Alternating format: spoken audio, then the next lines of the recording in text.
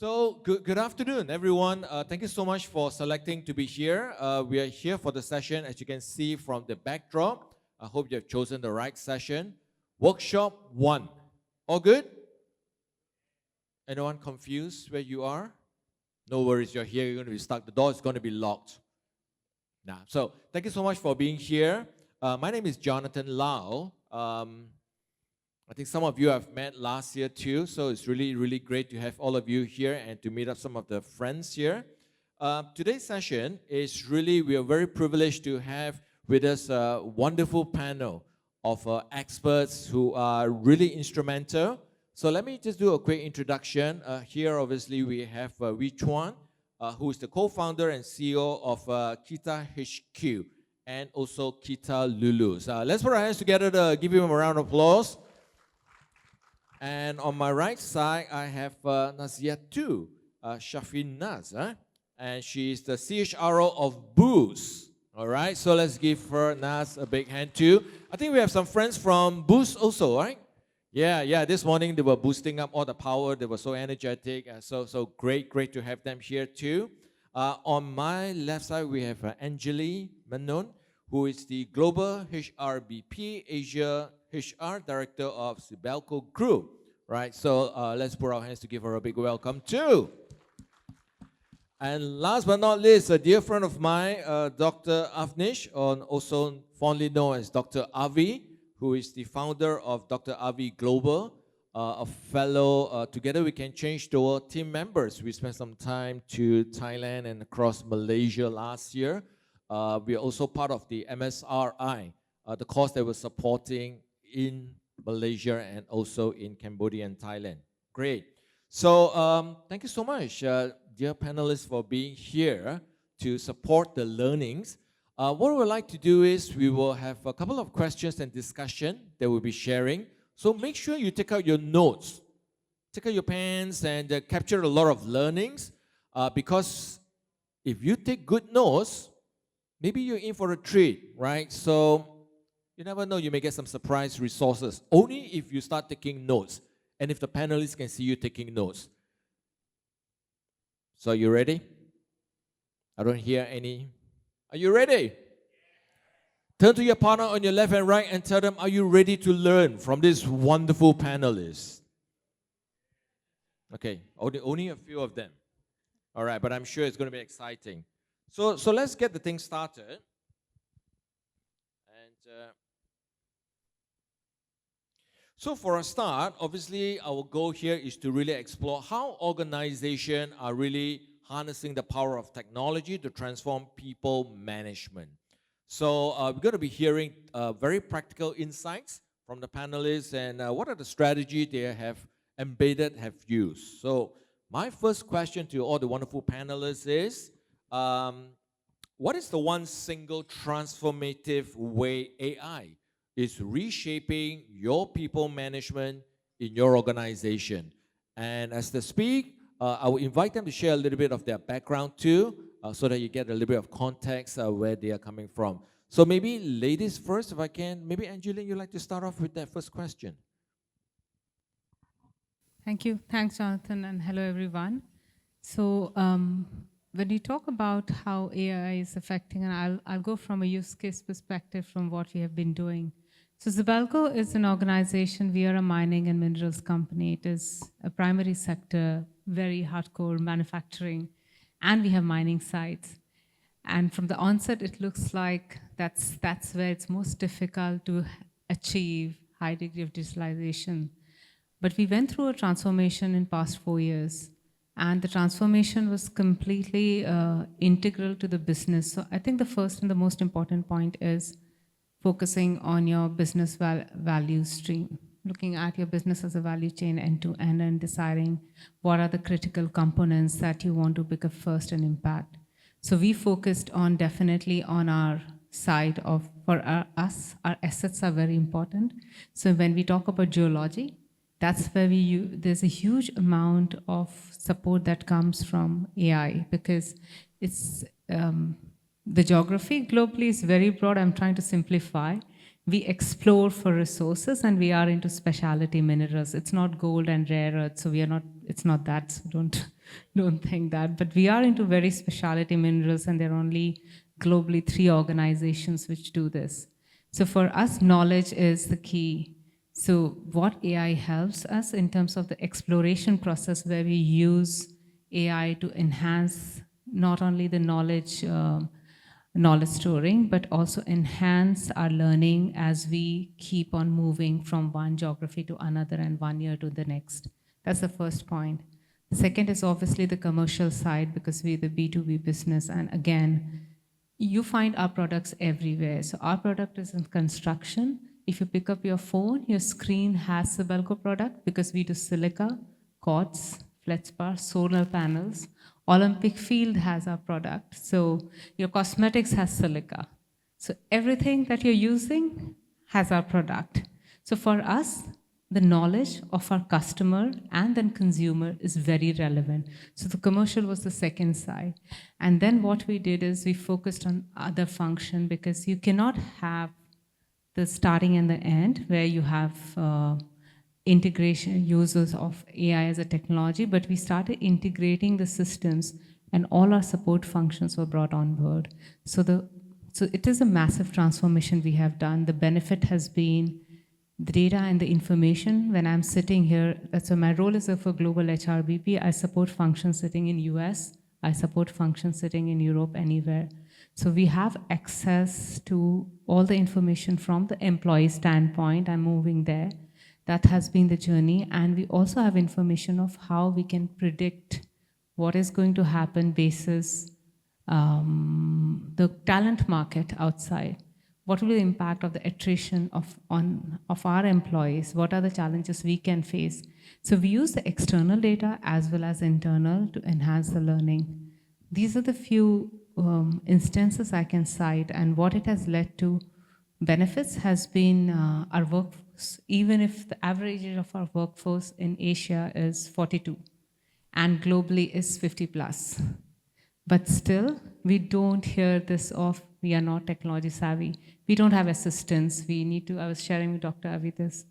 We clearly believe people have to enter the organization, onboard and learn. So we hire those sort of profiles who are digitally savvy, or we ensure they have that learning agility. So it's a matter of not only getting the system in place, but getting the right mindset and right capability building tools. So we have fully transformed in the way the organization operates at this point of time, but it has been a difficult journey. Wow, sounds like a lot has been put into it, and it's a very educating journey, and how you're seeing results right now. Fantastic. What about Naz? Would you like to share a little bit about what Boost has been doing? Right, brilliant. So I don't know whether all of you know what Boost is, what company it is, right? So by association, many people think we do Boost Juice, right? But actually no, our company, which is Boost Holding, we have a number of subsidiaries focusing on digital financial services. Now Boost eWallet, Boost Bank, which is one of the first 5 banks, digital banks in Malaysia. We do lending in Malaysia, and we also do lending in Indonesia.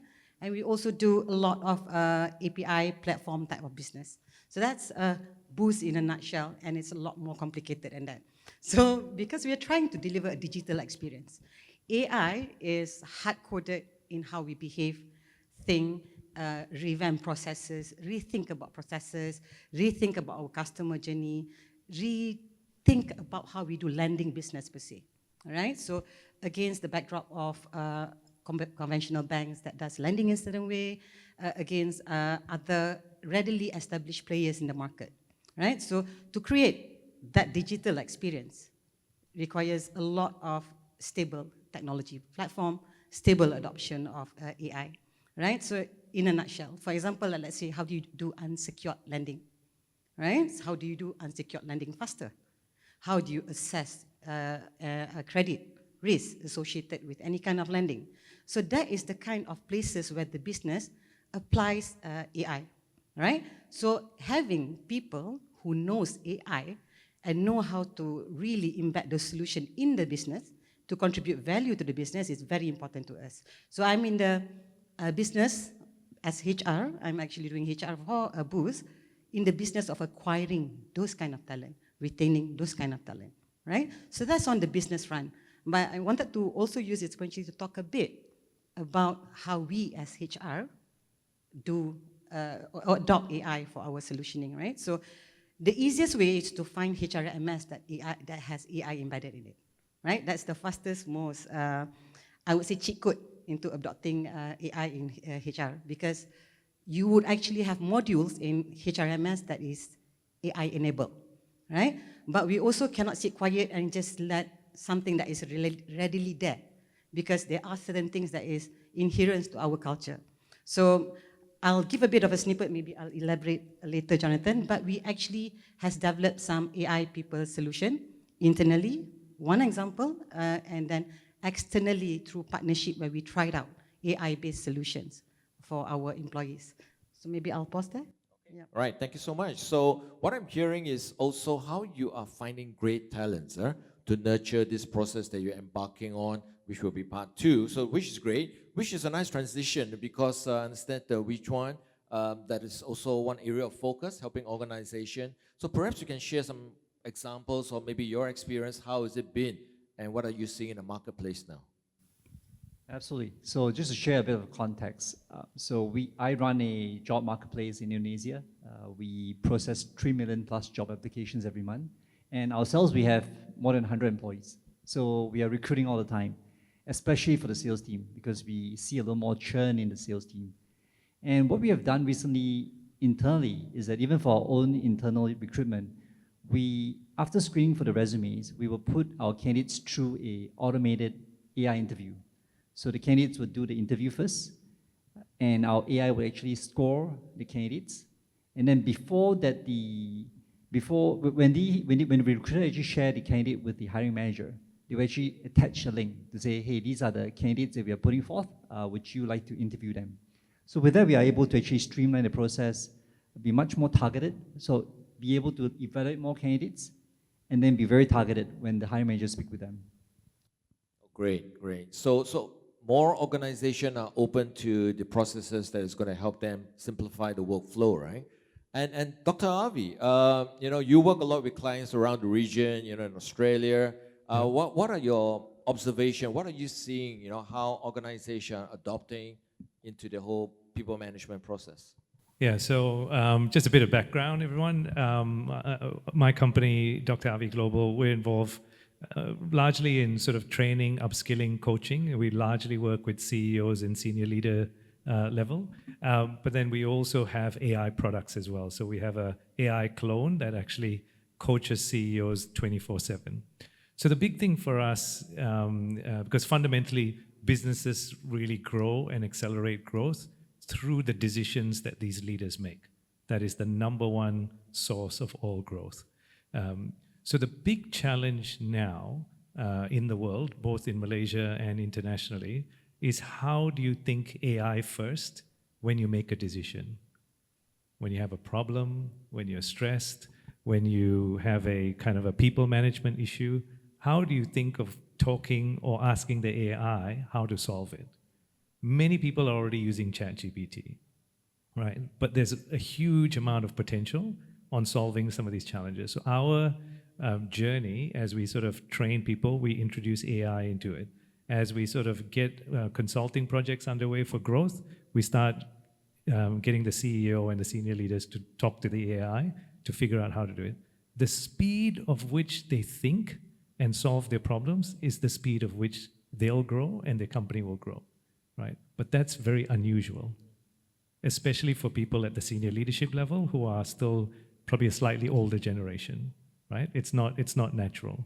So it's like, how do you get them to make this useful? And that's a problem within my own team as well. We've got to actually do that first and then demonstrate it outside. Yeah. Wonderful, wonderful. So again, a lot of communication that is needed, right? With leaders to embrace it, to make sure that how they adopt it.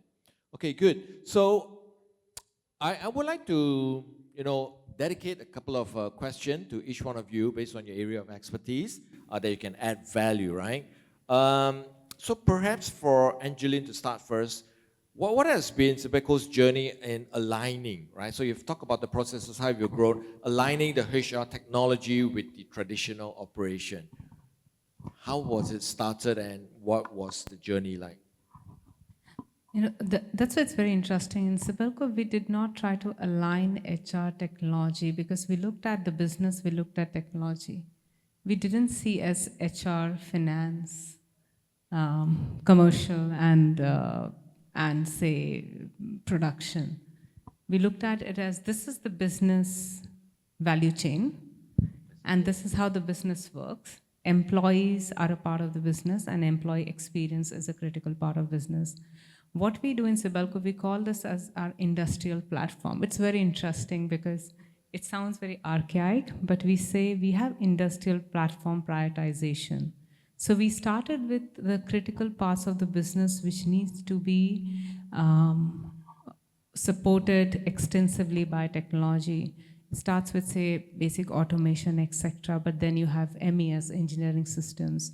Then you have commercial intelligence coming into it. And then you have, for HR, we started with fundamental of, which I think Naz would recognize, payroll. So that's the starting point. So we identified in every area what's the most critical to start with.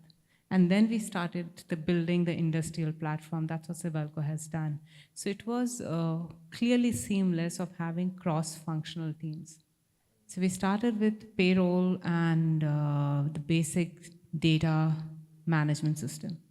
And then we progressed to building in on L&D and talent management.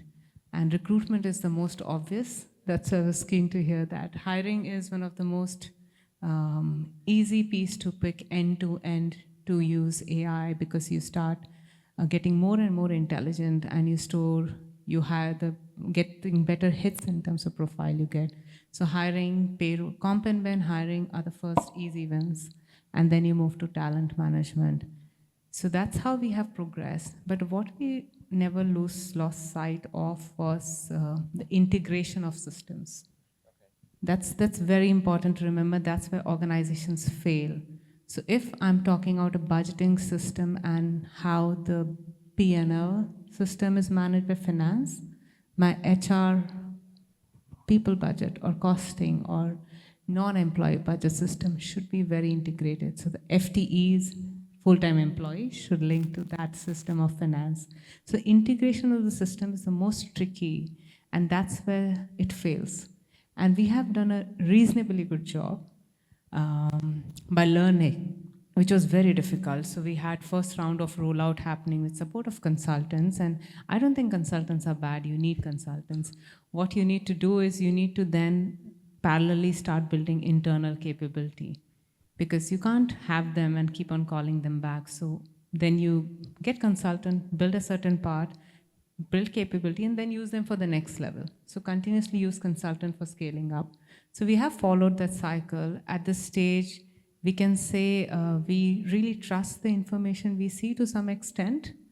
We can have much more. Our data accuracy of our HR system in Workday is running at 95% plus globally, which is a great status to have.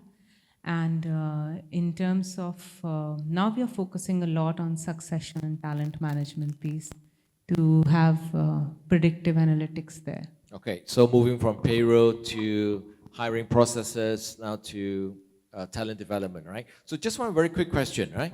Was it a model that you started with a country specific and then you roll out to other countries, or it was functional and you develop across all countries? So we started with countries doing pilots, I think, because you need to scale up. That's better. You learn, you experiment. But we started with picking up countries in various geographies. Okay. So in US, you pick some, in Europe and in Asia. So you get an experience of varied geography, but you don't start everything together. Yeah. It is too much to handle. Absolutely, absolutely. Okay, great. Thank you so much. So Naz, you were saying earlier that you like to expand on your case study, right, that you have done. So perhaps you can share more how AI has acted as an enabler, right? Within, especially it's a very fast digital business. What lessons have you learned, and what has, how has it helped your team? So AI is practically something that we are trying continuously, right? Any company, any person who's actually familiar with the technology, they will continuously try, how can I adopt this? How can I adopt this, right? So my take is that we always start with what exactly is the pain point, the mundane, the painstaking processes, operations that we actually have to do, we can't run away from, right? But we actually can make that a lot more easy for the organization, for the employees, for the people of HR itself, so that they can release their time to do something a lot more meaningful. Now, for example, like for us, we are a growing company. We do hiring. And also in our industry, I think which one would know this very well, attrition is almost like a pain point for a lot of fintech because it's a talent war among the technology companies out there. So the moment, let's say a recruiter publish a JD or a job application on LinkedIn or somewhere, some platform somewhere, you're gonna get thousands of hits. Because when you publish software engineer, UI, UX, you're gonna get thousands of hits, right? And your pitiful recruiters, the recruitment team would just suffer from looking at that, how do I get the right kind of skills? I actually need someone with Java experience. I need someone with a certain set of experience, right? So you use AI from a keyword search perspective that narrow it down for you, number one. My adoption of AI is not as fancy as which one because that was really impressive. But the other one is also doing job matching. You know your requirement, right? AI can just sweep through all of your CVs and at least give you a bit of a hit rate in terms of which CV do you narrow down to, right? That probably solve the recruitment front, right? But when they come in, what kind of experience you want to create for them? Now, if you know technology company, we have a lot of technology and product folks. And I think if you're familiar with a lot of technology folks, I do not want stereotype, but a lot of them are a lot more quietly passionate, if I may put it that way, aka introvert, right? So when they join a company, they don't really actively seek or engage people to ask questions. How do I go about simple things like where do I go for lunch? What do I do in terms of my benefits? Where can I do certain claims? Things like that, right? So what we did was we built this internal AI onboarding platform. We call it BOBA, all right? So it's actually Boost Buddy. So when they come in, they can ask all sorts of questions about the company, the product, the benefits, what do I need to do, where do I find my claims, who's who in the company, through that, right? So that makes it their speed to getting to know the company, get acclimatized to the company a lot faster. And a lot of our employees find that, the new joiners find that relatively useful. But it doesn't take away, of course, the face-to-face, the engagement, physical engagement with them. So that's on our BOBA. We also actually explore an external partnership. Now, the thing is, with external partnership, we know what our partners can offer. We value what our partner can offer. But it has to be done in a collaborative manner because we do this for actually engagement, specifically. So when you do AI for engagement, you are trying to understand employee sentiment, trying to understand predictively what kind of collective sentiments can result into flight risk, can result into performance, can result into certain area, because this is a bit of a dynamic data type of platform. Now, if you're interested, you can know a lot more about what Budaya does. I think they have a booth outside Melissa and the team is there. But Budaya does offer that AI intelligence. But it doesn't take away your intelligence to adapt that to what my company needs, how my employees behave, how would they react and use the platform, right? So I'll hand it over back to you, Jonathan. Very nice. Thank you so much. Wow, Boost Buddy, right? I'm just curious whether they do analysis between how much Boost Buddy is used at workplace and Boost Buddy outside workplace, you know, because it's with them all the time, right? So I'm just very curious before I jump into Dr. Avi. How many of you are actually directly involved in the HR function? All right, just to get a good sense of profile, right? So you're pretty much, the rest of you are consultants or people who are supporting the HR roles? Okay, fantastic. Okay, so Dr. Avi, jumping to that, right? Now that we've got a little bit of a profile, we see how it's been integrated. What leadership traits and cultural shifts are critical, right, for integrating AI ethically and effectively in HR that you have seen around the region? So I think when we're looking at AI, there's the There's the joy, and there's the fear. Okay? So the joy is there are a lot of people out there really excited by tech. Put your hand up if you're excited by new technology. Just put your hand up. Yeah? Lots of people. Show them some cool, funky gadget that can do something faster, quicker, more exciting. A lot of people get excited. Then I tell you, hey, look, if we do this really well, you might lose your job. Oops. Right? Because there are a lot of people that are very fearful of AI. Right? Put your hand up if you have a bit of fear around AI. Be honest. Right? Few people, honest people out there. All right? And what's the fear? So the fear is, one, there are people who are fearful of losing their jobs. And there are jobs being lost, right, because of AI. The thing is, people that don't tell you that are not telling you the full truth, right? At the same time, behind this fear, a lot of people are uncertain about the growth of their business. I'm having conversations all around at lunchtime, and people are saying things are tough in Malaysia economically. And when things are tough, businesses try to cut costs. And very often when they try to cut costs, they use technology to cut costs. What's happening around the world? So some of you may have heard of the company Moderna, the pharmaceutical company. They just recently integrated their HR and IT functions into one, right? So the CHRO is now head of people and also head of IT, chief HR and digital officer. They manage 3,000 AIs and 5,800 humans. Okay. They don't call it workforce redesign anymore, they call it work redesign. Okay, so any workflow, we will now use an AI agent and we'll use a human and we'll combine it. But the shift is, where possible, use more agents, AI agents. So the question now is, how do you as a business leader take people through that change, right? And one of the things I'm doing right now is I'm on the working group of the National AI Agency, and we're thinking through some of this. And Malaysia is predicted to lose potentially 600,000 jobs due to AI. But what people forget, who's the one building AI?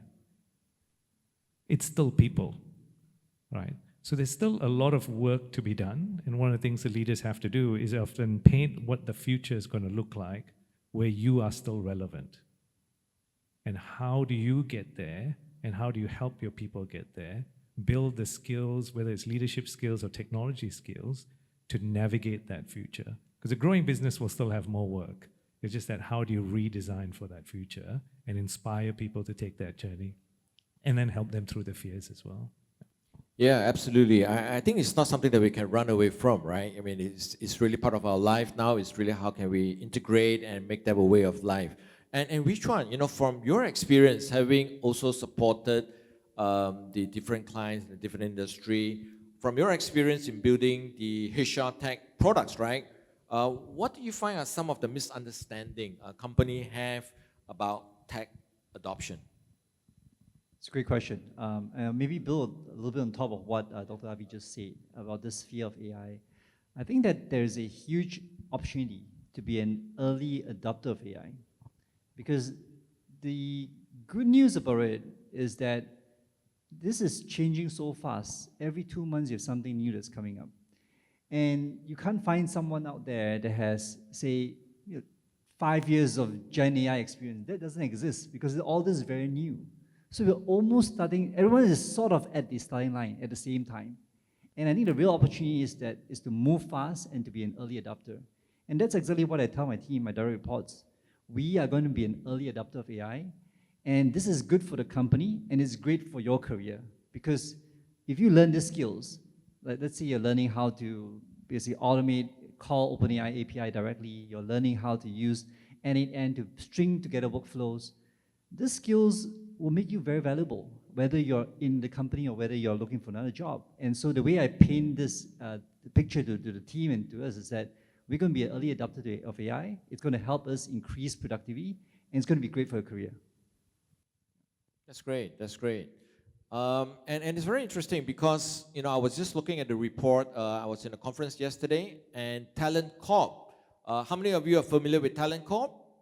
Okay, right. They have been doing a lot of industry survey around research, having conversation.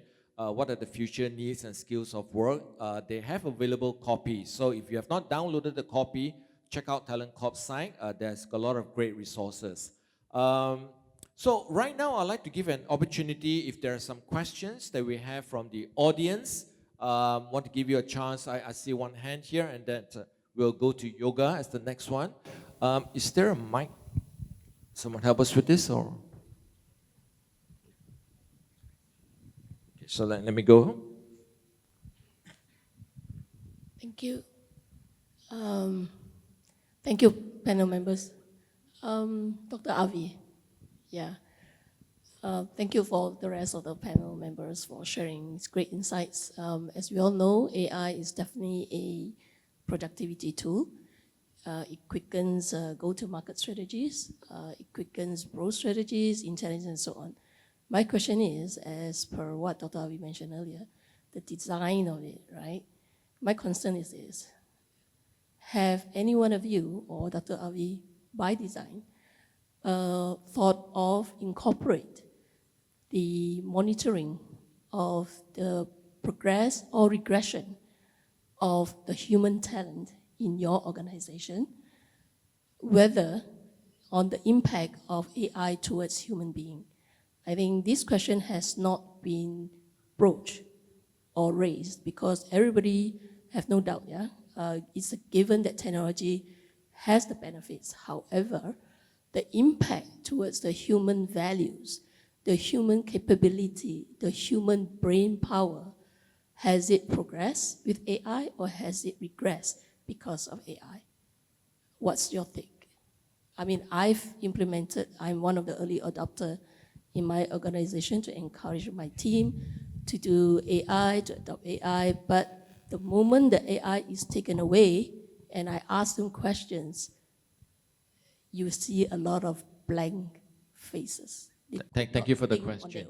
Could you just quickly share your name and where you're from? I'm Evelyn. I'm the executive chairman of Stitching One Group. We are a strategic marketing communication consultancy company. Okay, that's great. Thank you. Thank you. Okay, thank you for the question, Ivy, and I'm sure the panel have opinions as well. Actually, one of my clients right now is a strategic marketing communications company as well. So the question has been raised a lot, right? So if you didn't hear the question is, how has the human brain or how have humans evolved and what has been the impact of AI on humans? This is a very big topic, so there are many areas to explore it, but let me just talk about digital technology in general. So since the arrival of digital technology, but even sort of a little bit before, if we map the human brain and we incorporate a lot of neuroscience into our programs, we've actually seen a reduction of gray matter in humans. Okay, so the gray matter, the dense part of your human brain, where there's lots more neural connections, is actually reduced across humans in the last few decades or so. Right? So the more we are dependent on some of these technologies could certainly be one of those contributing factors. It's not just AI alone, it's just digital and other technologies. But does that mean we stop making progress? I think the answer is no. AI is already becoming such an integral part of our work. Humans will continue to build AI. But the key question that I keep thinking about as we work with a lot of key thought leaders is, will it be good AI or bad AI? Okay, and what I mean is a lot of these technologies are often embedded with the values of their inventors. The values of the human inventors actually have an impact on the algorithms and how they work. Okay? So it's very, very interesting time to see how this will all play out. But you can definitely see some AI probably having a higher degree of empathy for humans and seeing as humans as part of the solution, and others that are pure technically driven. Okay, in our front, I was one of the earliest that I know of that made AI my co-CEO. So I don't call it a tool, I call it a team member. And I bring my Zero CEO team member into meetings. It might seem weird, but that's what we're doing, and that's what's going to happen soon. But it's about how do we make that a healthy interaction? right? Not an unhealthy Yeah, way. I like that. How to make that a healthy relationship, right? A healthy integration. Okay, thank you so much for the question that was asked earlier. I think, Yoga, you have a next question. And I think we will probably have one more question. Anyone? Final raise of hand? Yes, yes, yes. Okay. So I see a gentleman. So the gentleman after that, yeah? Can you? Yeah, it's working. My name is Yoga Nesadre, and I'm in leadership facilitation with neuroscience as a background as well. I was fascinated that you say whenever you work with CEOs, you get them to partner with the AI, and you help get AI to help them 24/7. The thing is, AI is still learning me. It's kind of learning my ways, my thoughts, so my biases, my fixed mindset on things get programmed into it, and yet you say you use it as a tool for CEOs. How do you get past that fixed mindset and opening it up to beyond my biases, my unconscious bias? That's my question. Is this for Dr. Avi or Sorry, I was going to say, so I'm sitting here looking at Dr. Avi, so yeah, Okay. it's for Dr. Avi. Because Maybe someone from the panel wants to have a anyone try, want to- because you guys all work with CEOs as well. So anyone want to have a crack? Yeah, I can take that. See, essentially, when we did our transformation, we faced this issue of how do we find people who will be fit for the future, and we know the future is 4 years down the line. So we had to look at capabilities of existing people from a very different viewpoint and hiring new people from a very different viewpoint. And I'm just focusing on the leadership, senior leadership, because that's very critical. So we started looking at their abilities from a perspective of 3 ways. One is the ability to make judgment. Second was critical thinking, of course. And third was ability to handle uncertainty. So we had to completely shift from what competency of capability we need. Why this was important? Because there is so much of support available from technology in terms of information, processing and prediction, that you need leaders and then rest of the organization who can make judgment calls, who can deal with very uncertain situation. Tariffs came 125% from US to China. From one day to next, the whole business model goes out. If any company is producing in US, selling in China, imagine their revenue goes for such a big toss. So you need leaders, and that's something AI cannot think because it was not a situation which existed. So that way, the leadership perspective of HR had to shift dramatically. And that's how we are hiring and developing leaders now. It's a very difficult journey on culture transformation. I think we heard in the previous panel as well. But really identifying what are the key things you're looking for and why. Because other competencies, capabilities, a lot of it can be supported by technology. So when Dr. Avi said co-CEO, so you need to see the complementarity, what technology is bringing and what your leadership needs to bring, and turn your model upside down almost. Because earlier we were sometimes organization looking for stable people who are more solid, consistent. No, we don't look for it anymore. We look for unstable people now. We look for people who can handle uncertainty, because that's what we need. So leadership paradigm has changed. Unfortunately, most of the HR people are not able to make that shift yet.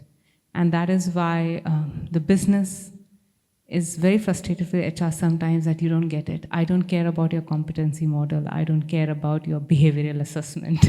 This is what is not needed. That's just my viewpoint. Okay, good. Thank you. Thank you so much for sharing. Maybe the gentleman would like to take a final question before I ask one quick takeaway and recommendation for what HR professionals can do. So what would be your question, my friend? Your name and where you're from? Sure. Hi, I'm Shami from MIC. Want to ask a practical question. So in terms of most of your companies are already digitally or technology literate. So would like to ask in terms of how do you successfully roll out new technologies within the organization? I guess for you, mostly it's young employees or you hire new people into the company, so you have that selection of finding people who are already digital literate. However, for companies who are existing, or for example, like my organization, which is very mature, we have a very diverse, wide range of demographic group. So the existing people who are not that digitally savvy or have not really gotten the introduction to technology, how would you advise to do that turnaround for them? Thank you. Okay, so I think you're right. For my company, we have the benefit of a lot of overly technologically exposed people. And our general population, average age is 3 years old. So we're talking about generations who live, breathe, and use technology daily. But when we use the word technology, when we use the word AI, the two words sometimes comes with a stigma, and it boils back down to the fear. The fear of using it, right? So when you are not familiar with the use of technology beyond the phone. I have a mother who doesn't know how to order Grab still at this point, right? Because actually it's very easy, but the fear of technology, right? So basically, it's actually when you sell technology to the target audience, talk about their pain points, talk about their needs, trace their needs and how that technology, that things, that the solution that we are trying to put forth would actually make life a lot simpler for them, a lot easier for them. The kind of things that they need is a lot more accessible for them. When we use the use cases against the backdrop of what is real for them, they don't think about the technology. They think about, I'm solving my problem in a faster way than how I used to do it before. So I think when we talk about technology, we talk about all this coding, algorithm, very fancy, scary word. But actually, in Boost, for example, although we are a technology-based company, actually the #1 learning that we drive is actually not technology, not how to do coding, because you hire people who do coding, you hire people who know how to do analytics, they have the skill sets. But in a technology company, the only way of survival that your company can evolve, that your product can evolve, is actually about mindset. How you look at problems, how you dissect problem, decode problem, understand the technology around you, and make use cases that is intimate to the problem that customers, employees, and other stakeholders are facing. I hope that helps. So if I may add to that, in our case, it comes down to a typical change management. So it comes down to 3 things. One is role modeling, 2, training, and then having the right incentives. So I'll talk about those 3 things. So in our case, our senior leaders being good role models of it, right? So in my case, for example, during weekends, I'm experimenting with like Livable, Cursor, trying to build things on the side, and then showing teams how they actually use AI to build prototypes. The second part of it is training. Do the teams understand how to actually use it? So we basically show, we actually think that internally, the best way to show is actually to teach them, right, with our engineers that are leading some of those training programs. And number 3, from an incentives perspective, how do they understand that doing this is actually good for them from a career perspective? I think one part of it is, of course, the value add that they get, whether they remain in a company, if they pursue a different career elsewhere. Doing this actually helps them. And then also when it comes to promotions, bonuses, making sure that's properly reflected. Can I add one tiny thing to that? Okay, very quick one. Very quick. Okay, so I would suggest starting with pilots, small pilots. Pilot where you get close P&L impact. That means the pilot can show very quick short-term ROI. If you've got lots of pilot options, go with the P&L impact pilot. And then secondly, when you're doing the training, get them to use AI that something has personal benefit, not just work benefit. So with a whole bunch of elderly people, one of the great trainings was how to write postcard to their grandchildren using ChatGPT. Once they did that and saw the personal benefit of doing that, they suddenly started using it more for work. So those are my 3 tiny tips. Wow, fantastic. Okay, so essentially time is up. I've got the time up there. Can you give us another 5 minutes? Because I've got one final question for the panel, just to share some ideas on what are the things that can help HR professionals. Can I have 5 more minutes of your time? Boleh? Can I? You'd like to hear from them again? Okay, so very quickly, Dr. Dr. Avi, can you share your final thoughts, right, in 30 seconds to 1 minute? What are some emerging technologies HR professionals should start preparing so that they are future ready? Okay, quick fire. Can someone else take that first? All right, okay. Which one would you like to start with that? Yeah, I would say that if there's only one thing they can choose, then I would say really dive into ChatGPT, right? Use it fully, explore all the different models, figure out how they respond differently. In fact, try to build your own GPT, so you can actually build a mini replica. Like chatbot, Yeah. And you can actually put in like documents. You can train it to answer questions in a certain way, and then share with the team, share with your family. So if there's one thing I would say to try and experiment is really go into ChatGPT and use it fully. Okay, right, thank you. Maybe I'll add to that, right? So for me personally, AI, the source food of it is actually data. Data that you feed to the AI for it to learn, right? So much like us human, if you feed it with junk food and everything, the AI not so intelligent. It's artificial, but not so intelligent. It's like right? a baby, yeah? Right? And sometimes when you too much junk food, they start to hallucinate and everything. So feed your AI, have a control, have a plan in terms of your data, your static data, your dynamic data. How do you encourage the data to actually live, right? And keep on feeding the AI.